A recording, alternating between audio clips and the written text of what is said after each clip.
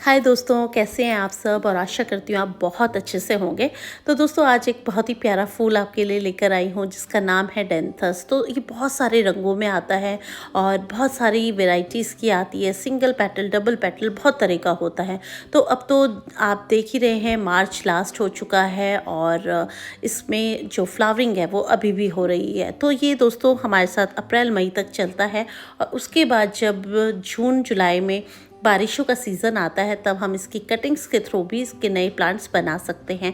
तो कुछ टिप्स और ट्रिक्स हैं या कौन सी ऐसी बातें हैं जिनका हमें ध्यान रखना है। और ये जो फूल है इतना हार्डी फ्लावर है, इसको हम समर्स में भी अपने साथ बचा सकते हैं। तो देखिए फ्लावरिंग कितनी ज़बरदस्त हो रही है। तो दोस्तों ये सब मैंने क्यारी में लगाया रखी है और टेंथस और बिल्कुल आगे की साइड लगाया हुआ है जहाँ पर इसका बॉर्डर बनाकर मैंने इसको इस्तेमाल किया है।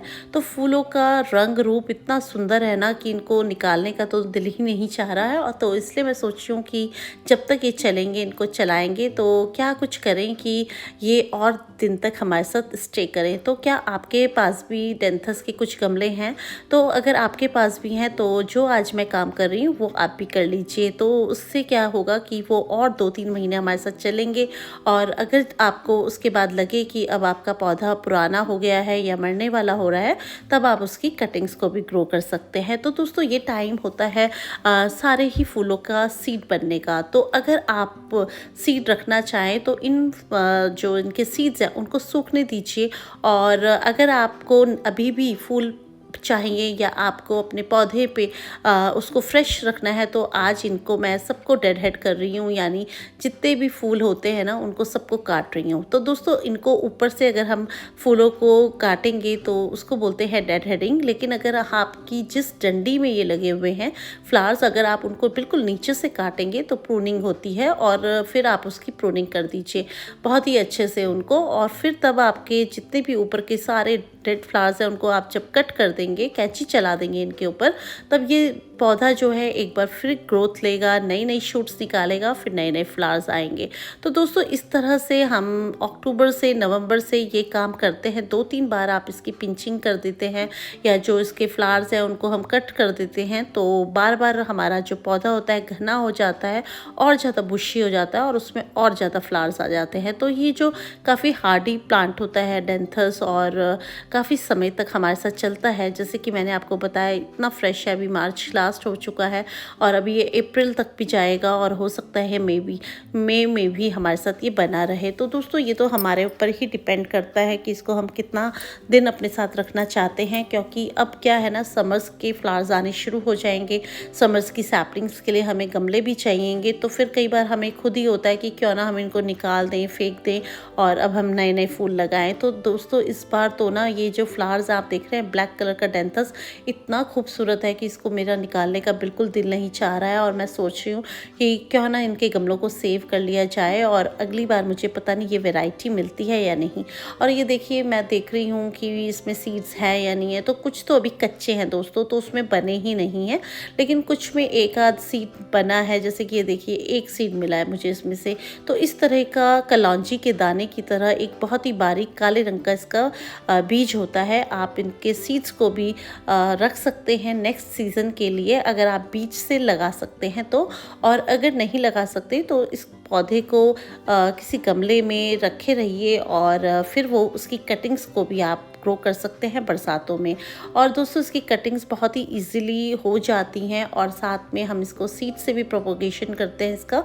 और साथ में ये प्लांट जो है आप इसको अब बहुत ज़्यादा गर्मी में क्या है ना, छाया मिल चाहिए और इसमें कम देर की 2 घंटे की ही धूप अगर मॉर्निंग वाली पड़ती है तो भी ठीक है इसके लिए। और तब आप इसकी जितनी भी डेड हेडिंग कर दीजिए। इसको अगर आपको नीचे से करना है तो एक बार प्रून कर दीजिए अच्छे से और फिर उसमें खाद पानी डालकर दोबारा से रीग्रोथ आपका जो ये पौधा है ले लेगा। नहीं तो क्या होगा, जितने पौधे जितने फ्लावर्स हैं सब सूख जाएंगे और वो डंडियाँ जो है वो धीरे धीरे पीली लग जाएगी। और हम सोचते हैं कि अब तो हमारा जो पौधा है वो सूख गया है और हम उसको खूब वाटरिंग करते हैं, ओवर वाटरिंग करते हैं, और जिसके कारण क्या होता है, ऊपर से इतनी तेज़ धूप होती है और नीचे से हम खूब सारा पानी डाल रहे हैं, तो उस पौधे में जल्दी ही फंगस लग जाती है, जिसके कारण हमारा पौधा है जो है ख़राब होने लगता है। तो दोस्तों ओवर वाटरिंग कभी ना करा करें आप किसी भी प्लांट में। अगर उसमें नमी है तो ज़्यादा पानी की उसको ज़रूरत नहीं होती है। यहाँ पे आप देखिए जितने भी ये सूखे सूखे फूल हैं आज मैं सबको निकाल रही हूँ। और जो ये वाला फ्लावर है ये डबल पेटल है, इसमें सिंगल पेटल है ये रेड वाला। तो फ्लावर्स जो है ना बहुत खूबसूरत लगते हैं इसके डेंथस के। साथ में ये क्यारी में लगा हुआ है तो बिल्कुल आगे की साइड जो है ये बिल्कुल भर के खिल रखा है। और यहाँ देखिए गुलाब भी कितना प्यारा है। तो दोस्तों जब हम क्यारी में वीडियो बनाते हैं तो साथ साथ और फूल भी जो दिखते चलते हैं आपको दिखाने की कोशिश करती हूँ। तो दोस्तों सबसे पहले मैं आज इसकी बात करूँगी अगर, तो इसकी सनलाइट की बात करूँगी कि ये फुल धूप का पौधा है और सितंबर लास्ट में इसके बीजों से हम इसको ग्रो करते हैं। अक्टूबर और नवंबर में इसकी पौध लगाई जाती है, जिसकी यहाँ जब इसकी सैपलिंग मिले आप इसको ग्रो कर लीजिए। और अगर आप बीजों से लगा रहे हैं तो आप सितंबर लास्ट से इसके बीजों को लगाना शुरू कर दीजिए। दोस्तों मैं जैसे बता रही थी आपको फुल सन का ये पौधा है, तो आप जब इसकी सैपलिंग्स को ग्रो करें तो अक्टूबर नवंबर में ऐसी जगह रखें जहाँ पर इस पर पूरे दिन की धूप पड़ती हो, और ये फ्लावर जो है तभी देगा। अगर आप इसको छाया में रखेंगे तो ये पौधा तो बुशी हो सकता है लेकिन इसमें फ्लावरिंग नहीं होगी। तो इसको आपको 4-5 घंटे की धूप इसको देनी है विंटर सीजन में, और इसको धूप बहुत पसंद है, तभी तो ये हार्डी प्लांट है ना दोस्तों। अब जैसे जैसे गर्मियाँ बढ़ जाएंगी, अगर आप इसको धूप में भी इसको छोड़ देंगे तो कई बार ये चल जाता है, लेकिन अगर आप थोड़ा सा इसको शेड प्रोवाइड करेंगे तो ये आपका पूरे साल बना रहेगा आपके साथ। बात करें वाटर की तो पानी का बहुत ज़्यादा, जैसे कि मैंने बताया, ध्यान देना है इसको। आपको सर्दियों में भी ज़्यादा पानी ना दें, नहीं तो नमी से इसके पौधे जो है फंगस से ख़राब होने लग जाते हैं। और जैसे जैसे अब धूप बढ़ रही है, गर्मी ज़्यादा हो रही है, तो आप या तो पानी सुबह दे रहे हैं तो जल्दी दीजिए, और अगर आप शाम को दे रहे हैं तो थोड़ा सा शाम को दीजिए, जिससे कि आपके पौधे में नमी बनी रहे। नहीं तो क्या होता है कि अगर हम 9-10 बजे धूप में पानी देते हैं तो फटाफट 1 घंटे में ही वो हमारा पानी सारा सूख जाता है और पौधा फिर स्ट्रेस में आ जाता है। तो इसीलिए थोड़ा पानी मतलब आपको या तो जल्दी सुबह दीजिए या फिर शाम को, क्योंकि अब गर्मियाँ बढ़ गई हैं और पौधे को नमी तो चाहिए ही है। तो अगर आप इस तरह से वाटरिंग करेंगे तो प्लांट जो है अच्छे से आपका सर्वाइव करेगा। तो दोस्तों इसकी अगर हम सॉइल की बात करें कि किस तरह की मिट्टी इसको चाहिए, तो आप एक 2 हिस्सा इसको सॉइल दे दीजिए। एक हिस्सा अगर आप कोकोपीट दे रहे हैं तो ठीक है, अगर आप कोकोपीट में नहीं लगाना चाहते तो रेत दीजिए इसको, और गोबर की खाद एक हिस्सा डालिए इसमें। तो इस तरह का पॉटिंग मिक्स बनाकर आप इस पे लगा सकते हैं। थोड़ा सा बोन मील अगर आप दे दें, और तो ये बहुत ही अच्छा पौधा चलता है, फ्लावरिंग बहुत देता है।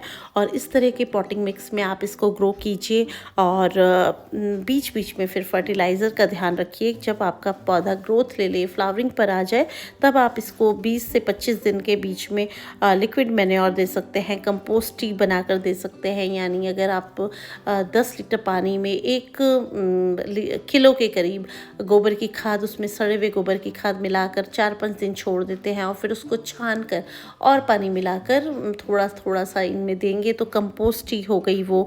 थोड़ा सा बोन मील साइड पे डाल दीजिए, डीएपी के 2-4 दाने दे दीजिए। तो क्या होता है, ये सब स्लो रिलीज फर्टिलाइज़र होते हैं, धीरे धीरे पानी के साथ घुलकर आपके पौधा जो है लेगा और उसको न्यूट्रिशन मिलता रहेगा, जिससे कि वो बराबर आपको फूल देगा। तो दोस्तों ये जितने भी आप डेंथस देख रहे हैं ये सब मैंने क्यारी में ग्रो करे हैं, जिसके चलते ये इतने अच्छे चल रहे हैं, क्योंकि इनको नमी जो है ज़मीन से मिल रही है, और जो पौधा है वो सूख नहीं रहा है बल्कि खूब फ्लावरिंग दे रहा है। तो दोस्तों बस ये थोड़ी सी बातों का हमें अगर ध्यान रखें तो हमारे जो फ्लावर्स हैं बहुत अच्छे चलेंगे। कभी कभी इसमें एपिड्स, माइट्स भी लग जाते हैं, तो अगर आप नीम ऑयल का इस पर स्प्रे कर देंगे तो उनसे भी आपको छुटकारा मिल जाएगा, और आपके जो डेंथस है बहुत ही खुश रहेंगे। दोस्तों जो ये जितने भी फ्लावर्स होते हैं, जैसे डेंथस हो गया, जिरेनियम हो गया, गजेनिया होगा, कलांचू हो गया, इनको हम गर्मियों तक बचा के रख सकते हैं। बस बारिशों में, ज़्यादा बारिश से हमें इसको बचाना है, तो ये जो पौधा है पूरे साल भी हम इसको बचा सकते हैं। लेकिन आप देख रहे होंगे कि अक्सर गर्मियों में इसकी जो रौनक है वो कुछ कम सी हो जाती है। तो उस टाइम पे आप नॉर्थ फेसिंग या ईस्ट फेसिंग इनको रख दीजिए। घर में कोई इनडायरेक्ट धूप आती है या बड़े बड़े पेड़ हैं अगर आपके घर में, उनके नीचे रख दीजिए, तो वहाँ पर ये बहुत अच्छे रहते हैं, खुश रहते हैं। और मतलब ये जो पूरे साल फिर धीरे धीरे फूल देते हैं।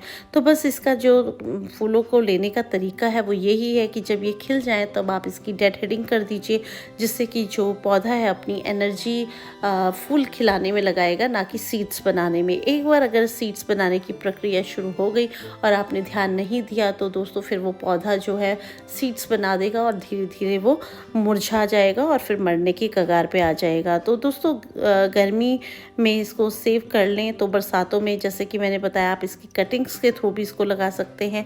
इसका सीड कलेक्शन, इसका टाइम बेस्ट टाइम है ये। अगर आपके यहाँ सीड्स सूख गए हैं इस पर, तो आप उनको कट कर लीजिए और सीड्स को आप थोड़ा सा छाया में सुखाकर नेक्स्ट ईयर के लिए भी रख सकते हैं।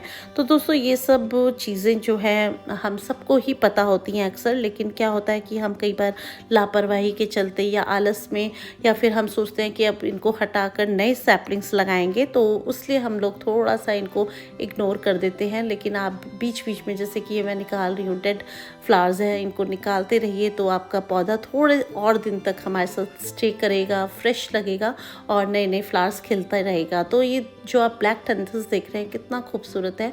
तो दोस्तों जब ये बिल्कुल कली खिलती है तब तो बिल्कुल ये डार्क ब्लैक से कलर की होती है, लेकिन जैसे जैसे इस फ्लावर की एजिंग होती है वैसे वैसे ये थोड़ा मरून शेड में आ जाती है। और ये रेड कलर के देखिए टेंथस कितने खूबसूरत है, कितने प्यारे।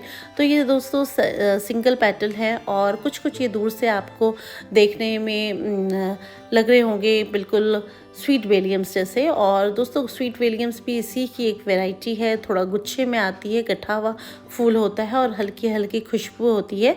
ये कॉर्निशन फैमिली से ही बिलोंग करते हैं, तो बहुत ही खूबसूरत प्लांट्स होते हैं दोस्तों। और इस फूल को अगर आपने इस साल नहीं लगाया तो आप अगले साल ज़रूर लगाइएगा, बहुत ही प्यारे फूल होते हैं।